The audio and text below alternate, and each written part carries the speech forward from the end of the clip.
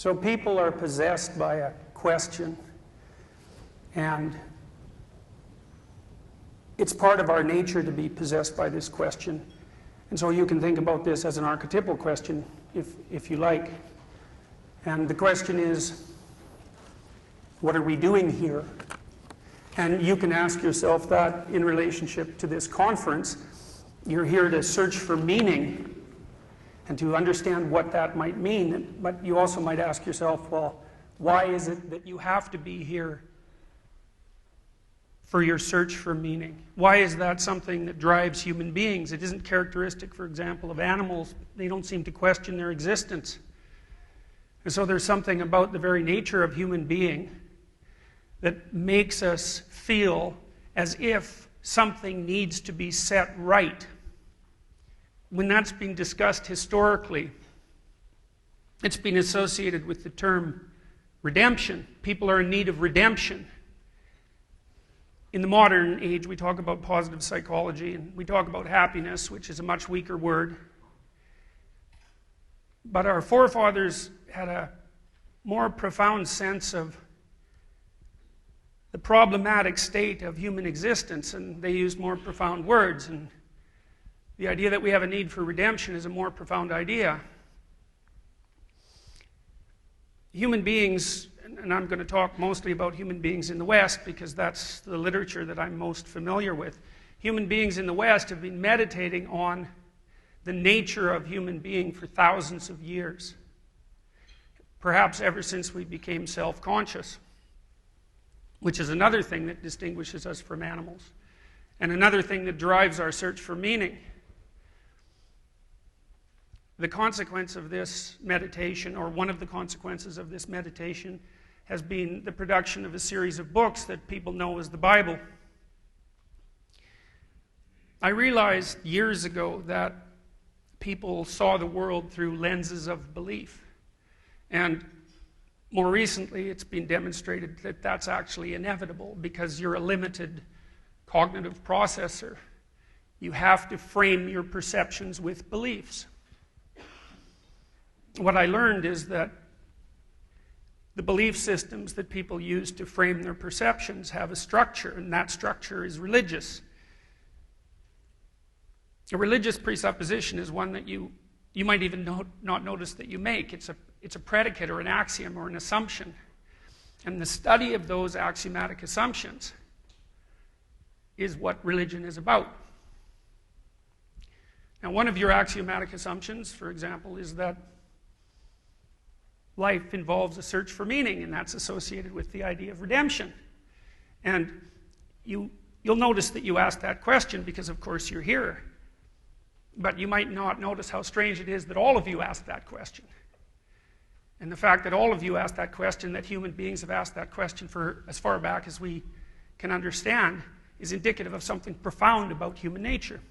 It's lack of completion. I'm going to walk you through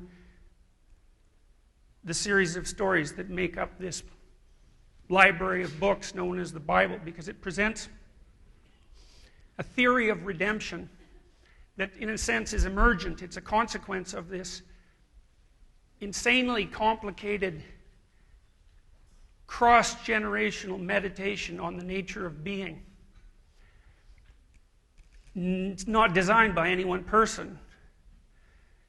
It's designed by processes that we don't really understand, because we don't know anything about how books are written over thousands of years, or what forces cause them to be compiled in a certain way, or what narrative direction they tend to take. Now, one of the things that's strange about the Bible, given that it's a collection of books, is that it actually has a narrative structure.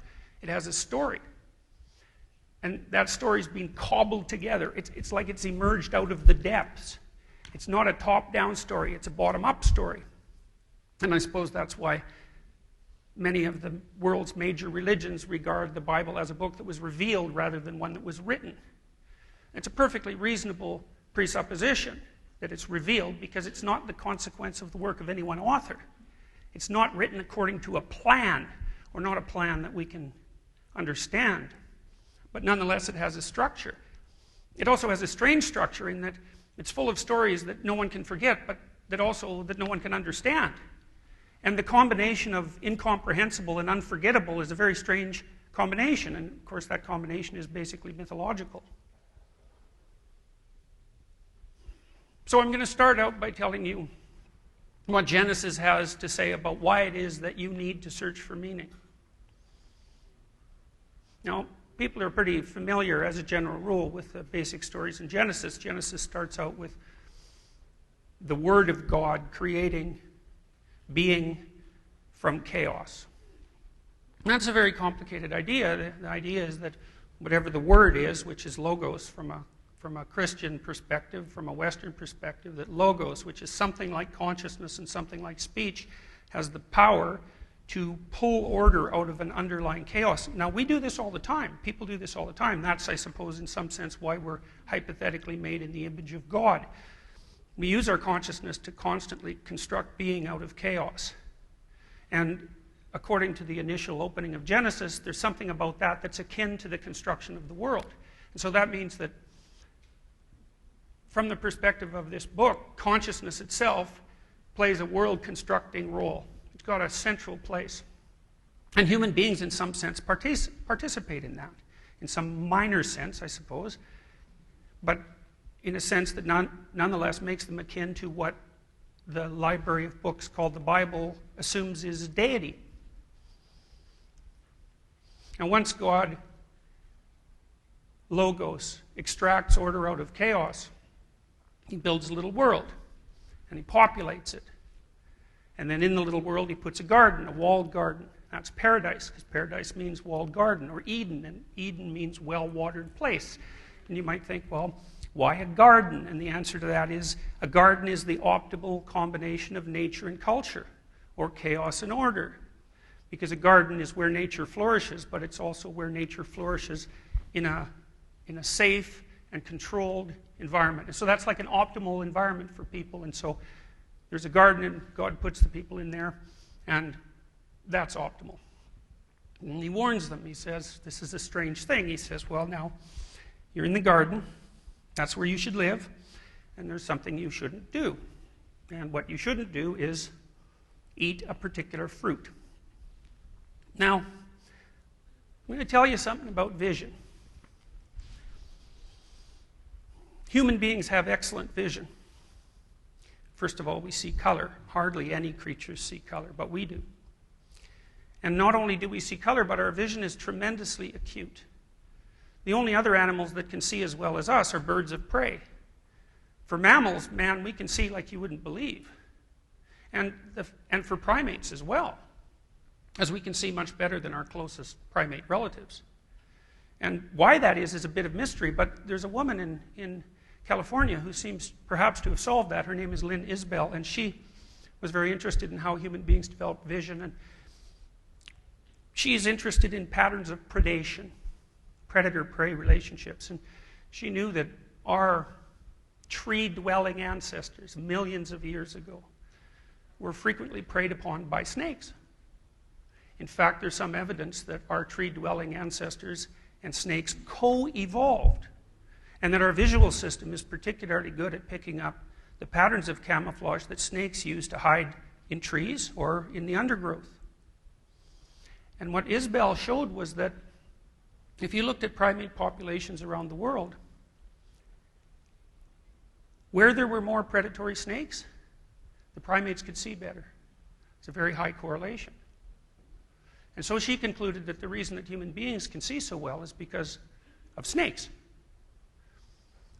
Now, she thought the association between that and the snake story in Genesis was interestingly coincidental. But it's much more than that.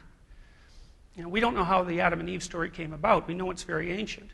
But there's something about it that sticks in our memory and in our culture. And the reason for that seems to be that in some strange way, it's an extraordinarily accurate summation.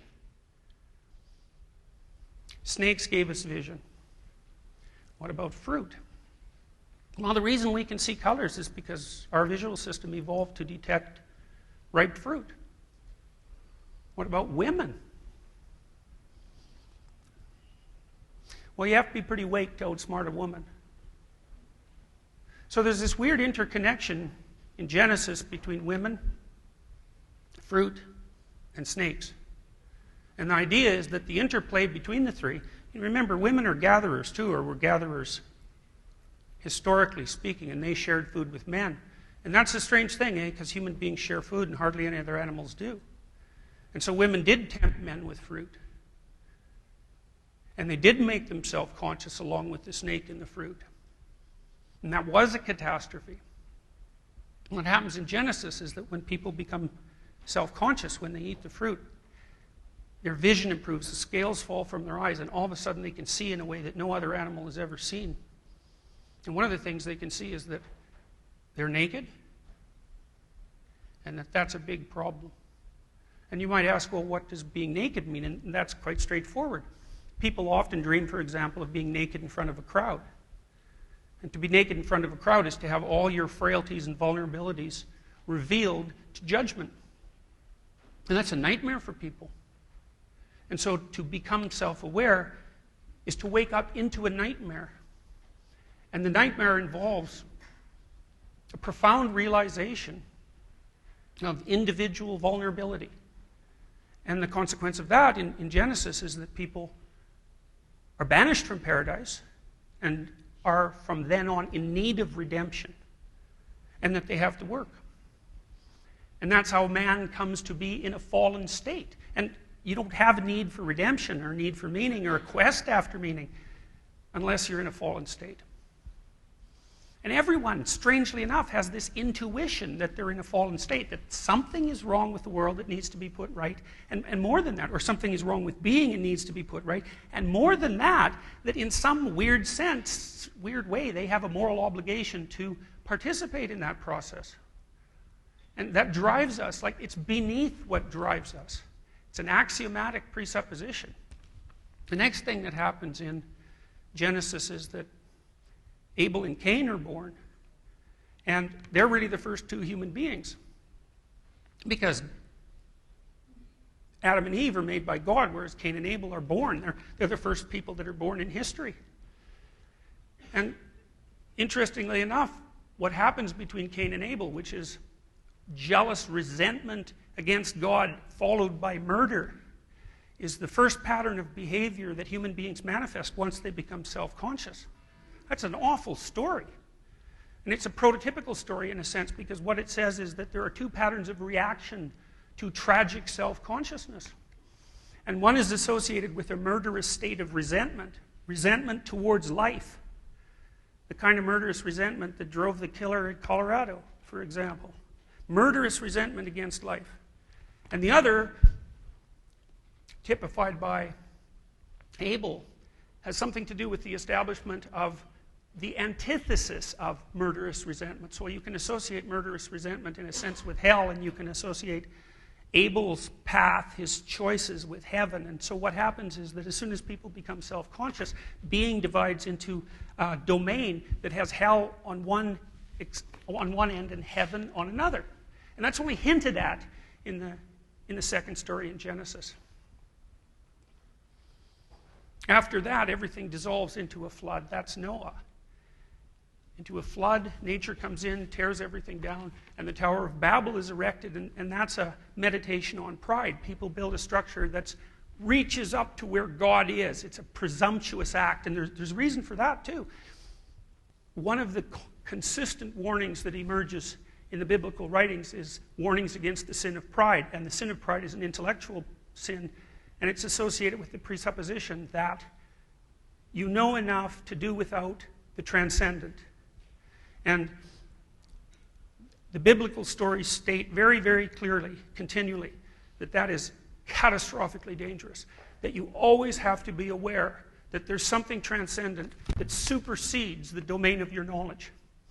And what might you think of people who don't believe that? And, well, they're totalitarians, because they believe that their belief is total.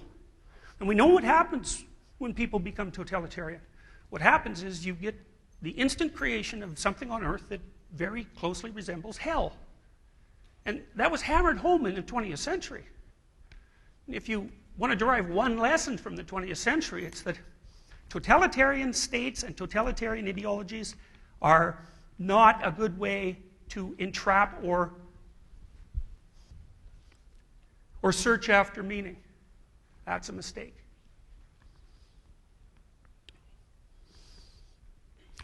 After the flood. The flood is, before the flood, that's prehistory. That's so far back in time we can't even imagine it. After the flood, there's a new beginning in a sense, and that's when history really starts from a biblical perspective. And the way the Old Testament lays itself out then is that it's kind of a classic hero myth. A hero myth that's associated with the establishment of states. And generally speaking, when societies mythologize the beginning of their state, they imagine a set of heroes. It's sort of happening with people like George Washington in the United States. It happens automatically that the founders of the state are mythologized as the great heroes of the past.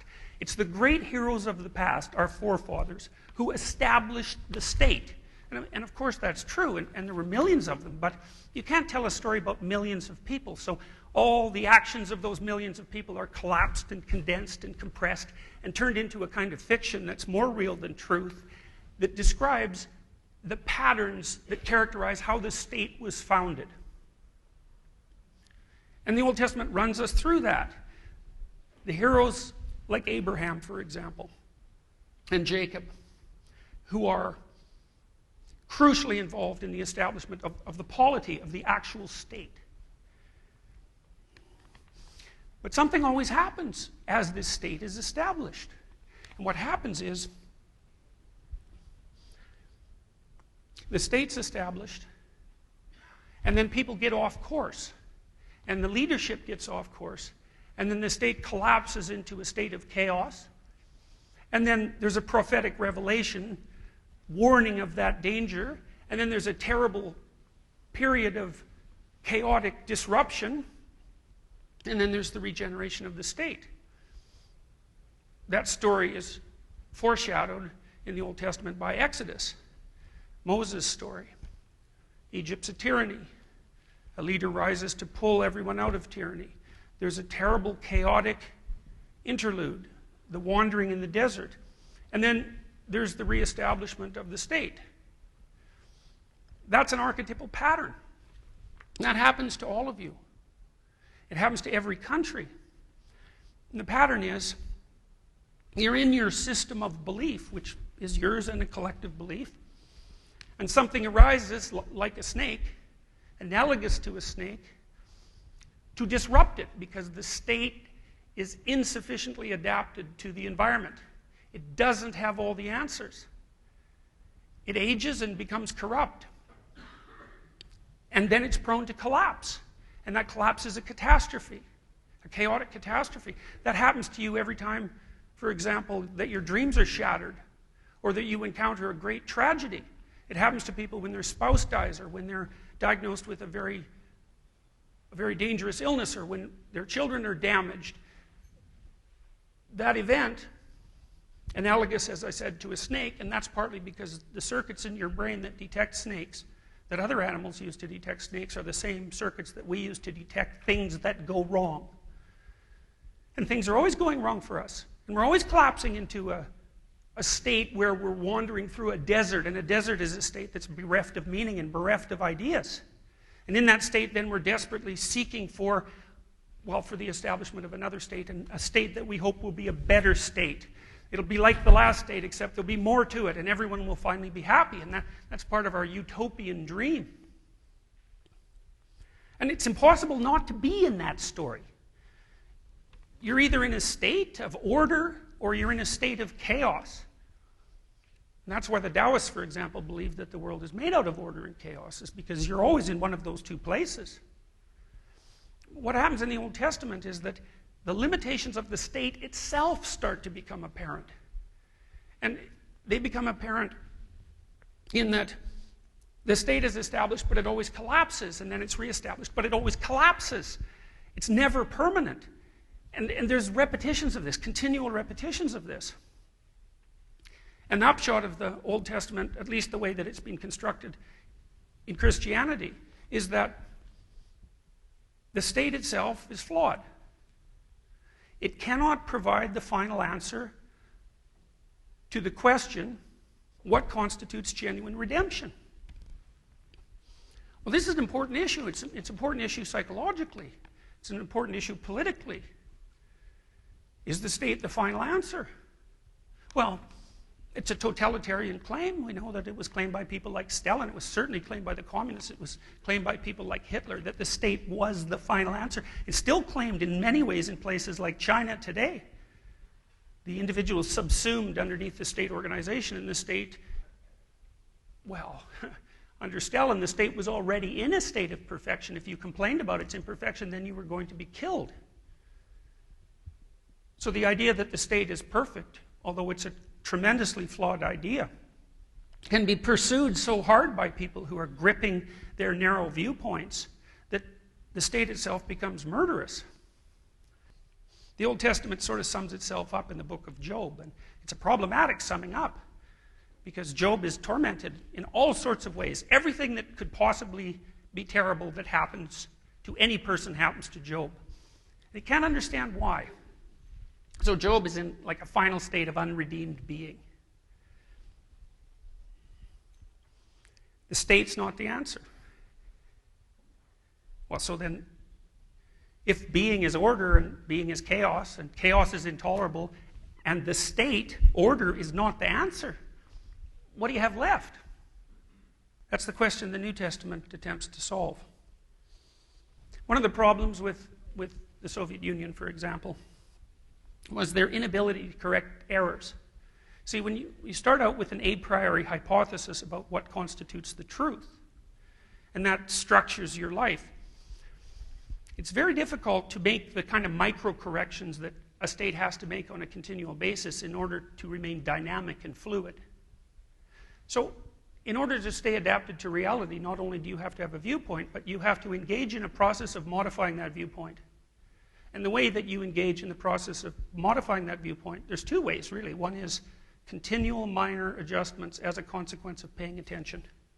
So, for example, if you're having a conversation with your wife or a friend, or maybe it's a difficult conversation, there's a couple of ways that conversation can go. One is you can take your viewpoint and you can impose it on that person. And often when people are talking, that's what they're trying to do. They're not having a conversation. What they're doing is attempting to impose a viewpoint that they already hold dear on the person that's listening. And if they're a tyrant or a bully, they'll do that and pay no attention whatsoever to the person's response.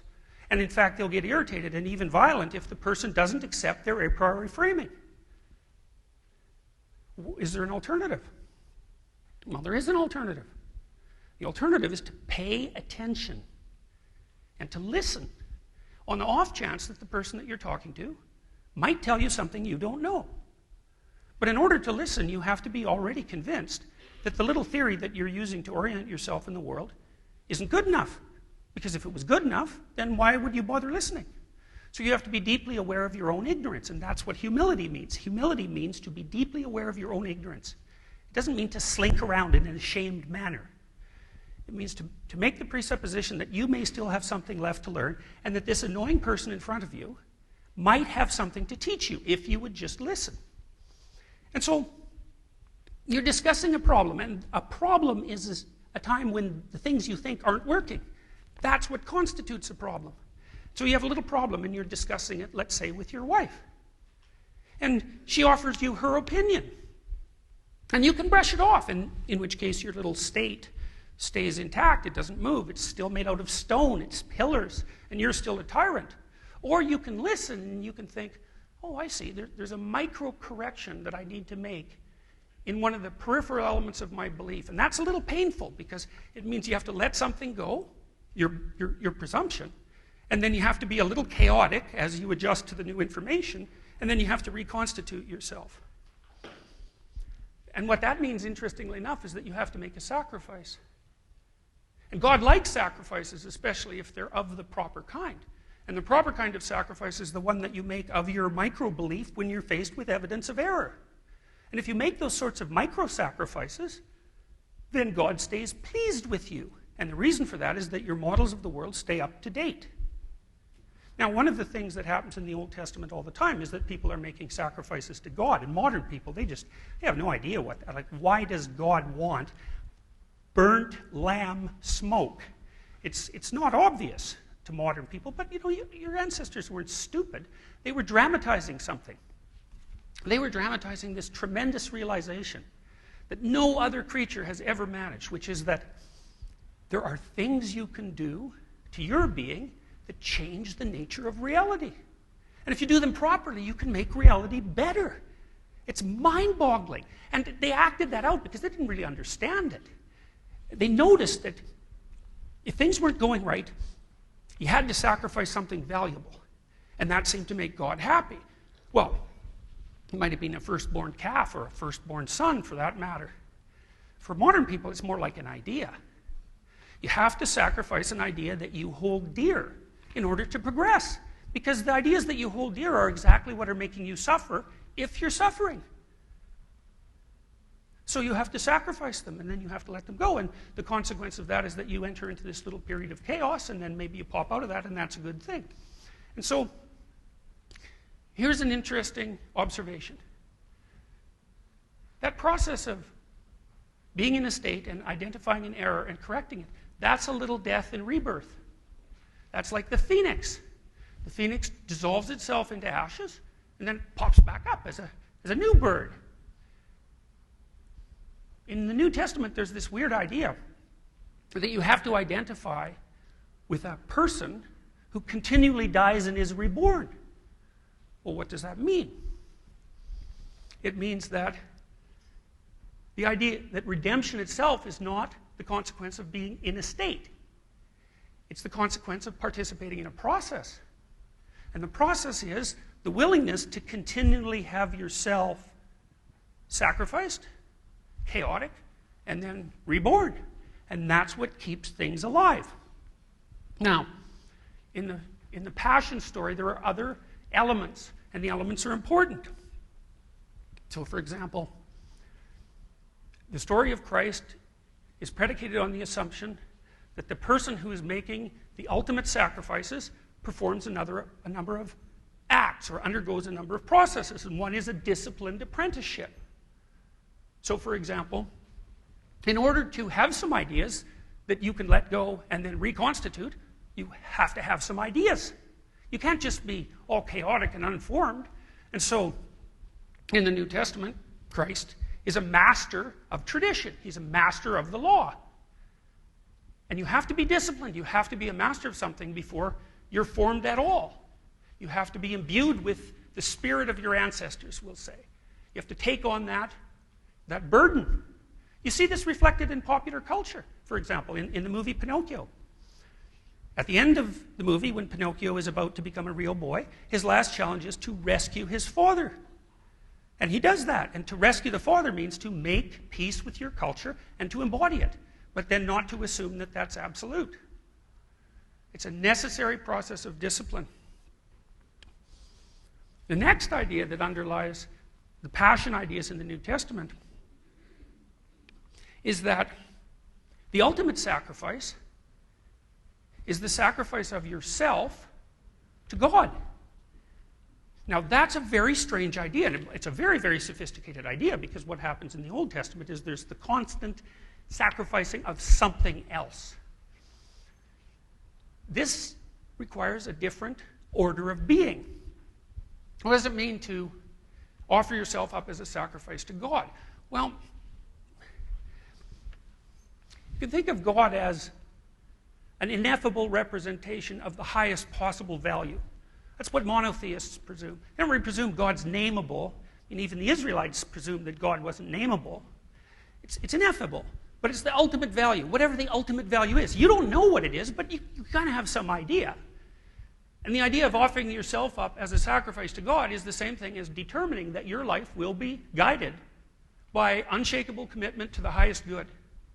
And what that means is that it's no longer your state that's in charge, or it's no longer your ego that's in charge. It's not even you that's in charge. It means that your conversations with people are no longer going to be about convincing them that your viewpoint is right. It means that what your conversation is going to be about in your speech is about attempting to represent what you believe to be true in the most concise and clear possible manner, no matter what. And that's not how people live. People live, in a sense, it's like a conniving. And the conniving is a totalitarian conniving. The conniving is an idea that the world should be the way that I want it to be. I have a theory about how I want it to be, and I'm going to enforce that theory. And I'm going to be very angry when the world doesn't respond the way I want it to, and maybe I'll even be violent as a consequence of it. And I have some sense of where I'm headed. Maybe I'm headed for wealth, for example. And I'm headed to an advertisement, so I'm with my wife when I'm 50 on a tropical beach. And that's how I'm going to be redeemed. And it's a narrow and totalitarian viewpoint. And then I sacrifice everything to that. And it turns out that that's a very bad idea. Because things don't turn out the way I want them to turn out. And the alternative to that, and this is part of what happens in the Sermon on the Mount, which is a very, very strange document. Because it represents a transformation from the idea that morality is constituted by adherence to a set of rules to morality being aimed at something that you might think about as more of a positive good.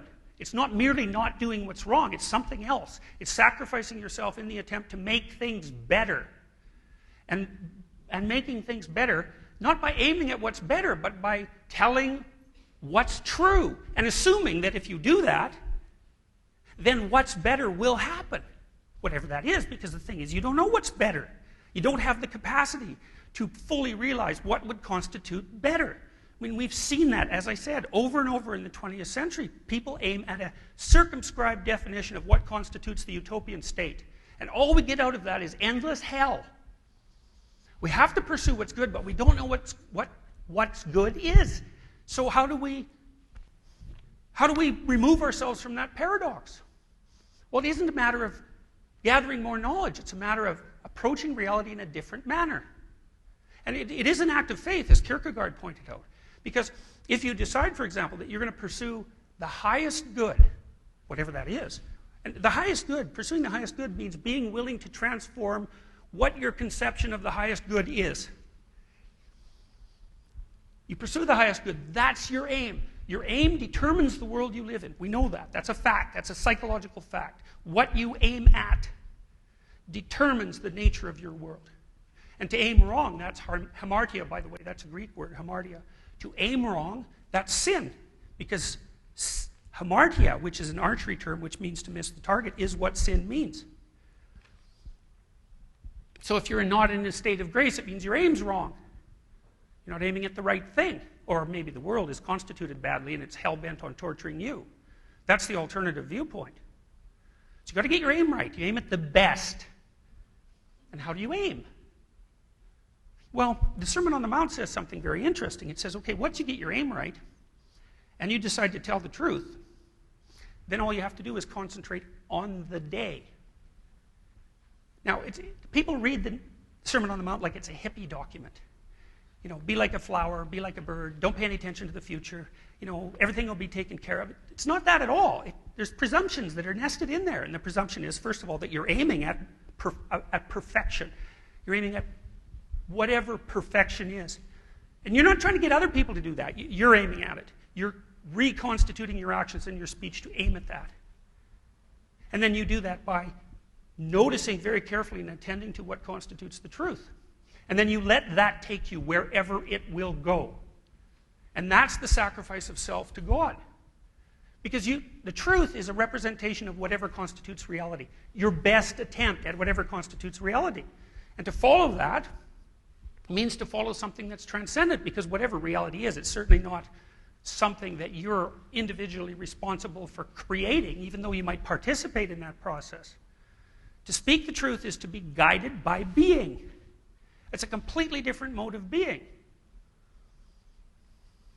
Now, I said, right after Adam and Eve's catastrophic emergence into self-consciousness, the world split into two attitudes, one associated with Cain and the other associated with Abel, and that those attitudes are associated with heaven and hell.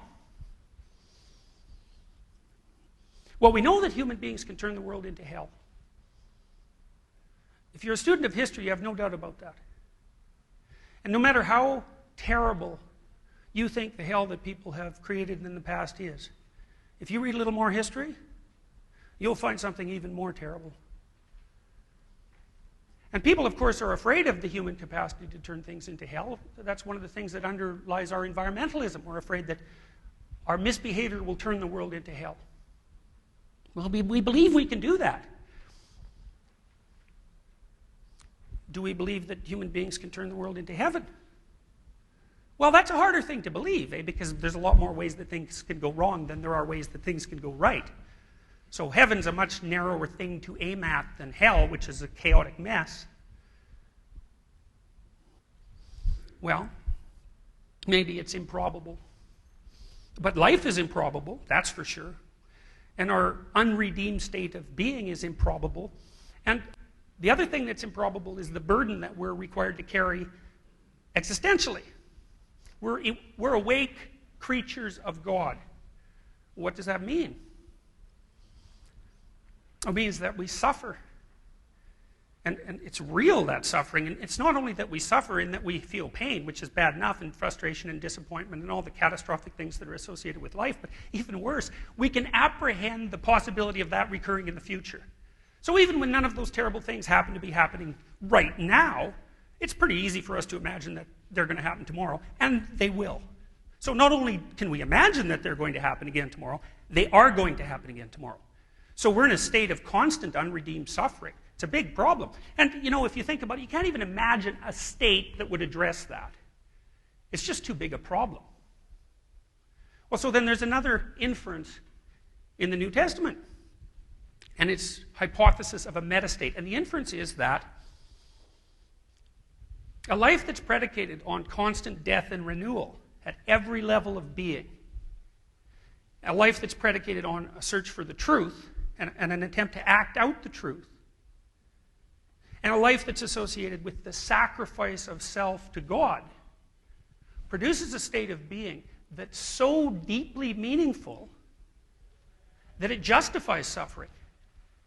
It doesn't eliminate suffering. There's no elimination of suffering. Nietzsche said, he who has a why can bear any how. And what he meant by that was, if what you're aiming at is of sufficient profundity, it's worth an awful lot of misery to participate in the process of bringing it about. And life has an unbearable depth of misery. And as a consequence, it needs an absurd positive aim. And the absurd positive aim that's posited in the New Testament is participation in the process that transforms earth into heaven. The generation of the kingdom of God on earth. And that actually means something. It means that the state of being that's described by the parameters that I already laid out, the willingness to engage in eternal sacrificial death and renewal, and sacrifice of the self to the highest value, produces a state of being, subjectively, that's associated with habitation in the kingdom of God. And the actions that are conducted in that state are what transform the interpersonal state into the political state that's a manifestation of that kingdom. Now, you all know this. You know this the same way that the people who wrote the Bible know it, because, of course, people just like you wrote the Bible. And the Bible's about people. When you have a deeply meaningful conversation with someone, you change them, and you change yourself. You know that, and the process that you're engaged in while you have that deeply meaningful conversation, that's a mode of being. And that mode of being, to the degree that that mode of being is predicated on the attempt to communicate as truthfully as possible and with the highest possible end in mind, then right then and there, you're in that state. Now, you can tell when you're in that state because, number one, you're not self-conscious. Time disappears. Number two, what you're engaged in is deeply meaningful. You don't bear the tragic burden of your life at that moment because what's happening with you is so worthwhile that it consumes you completely. And people are in that state to a widely varying degree. But everyone is in it sometimes. And when something like that happens to you, especially once you learn to notice it, you think, well, there's nothing better than that. And if there's nothing better than that, then you might ask yourself, why do anything else? Now, I've tried to figure that out. I've tried to figure that out for years. It's like, because to me, these look like existential realities. They're not hypothetical states. They're not shoved off into some transcendent heaven. They're not otherworldly. They're part of being itself. People can enter states of heaven and hell, and they can learn to stay longer in one state or another.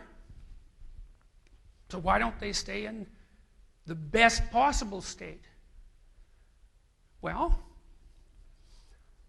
one problem is the commitment of faith, I think. It's very terrifying to let go of the direction of your life and say, well, I'm going to go wherever the attempt to speak the truth will take me. Because God only knows where you're going to end up. And it's certainly not where you think. In fact, the willingness to abandon going to where you think is a prerequisite for doing this. And so in a sense, you're a ship that the wind takes wherever it wants to take. And the second problem, I think, is that it's a real responsibility. Because in order to undertake this process, you have to come to terms with the idea that what you do in your life, your wretched, miserable, tragic, prone life, actually matters. Really, it matters. You know, and people complain about meaninglessness in their life all the time. But I think that's a kind of face-saving illusion. I think people are more afraid of meaning than they are of meaninglessness. Because meaninglessness means, well, I can do whatever I want. I mean, it might be kind of, you know, second rate, and it might be dull, it might be dangerous, it might be destructive, but it doesn't matter, and so I can do whatever I want. I have no responsibility because I don't mean anything. So I'm not responsible to anything or anyone. But if your life actually has meaning, and it doesn't always have meaning, it has meaning when you're doing something that's meaningful, well, then all of a sudden you are responsible to a higher power, so to speak. You're responsible to your own soul, and you're responsible to the state of being that characterizes the world itself. And that's a massive, massive responsibility. It's to take responsibility, in a sense, it's to take responsibility for the sins of the world, which is another prerequisite of the mode of being that's described in the New Testament. It's a very strange idea. The Redeemer takes on the sins of the world. What does that mean? Well, it means, well, human beings are Nazis, and human beings are the Maoist Red Guard, and human beings are the slaughterers in Rwanda, and you're all human beings. And so to take on the sins of the world means to realize that all those things that characterize the human capacity to turn earth into hell characterize you. And that in order to live properly, you have to live in a manner that addresses those elements of your nature. And again, that's a terrible responsibility. Well, first of all, who wants to admit that? Second of all, who can stand looking at it? And third, who's going to take on the burden of solving it? Well, it better be all of us, or we're just going to keep doing it. So, redemption. Well, what does it mean? It means we're not in a state of grace. Why? We're self-conscious. We're aware of the tragedy of our being. We're unwilling to take full responsibility for it, or we're ignorant about how to do that, and that leaves us bereft. How do we solve that? Well, we can solve it with a state. But the problem is the state is not reliable.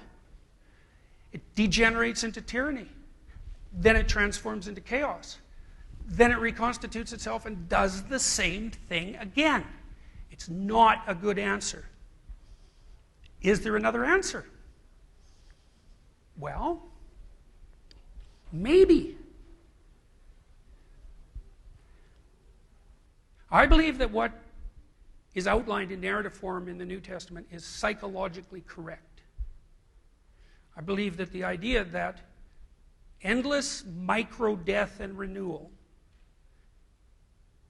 produces a state of proper adaptation to being, and that the prerequisites for that are laid out in the narrative structure that underlies the New Testament are fundamentally correct. So to be redeemed is to aim at the highest value, to sacrifice what's no longer useful and valid in yourself, and to tell the truth. And the consequence of that is existence in a deep state of meaning that justifies the tragedy of being, and the possibility of transforming your own life in the most beneficial, positive direction, while simultaneously doing that for the people around you. And that's redemption. Thank you very much.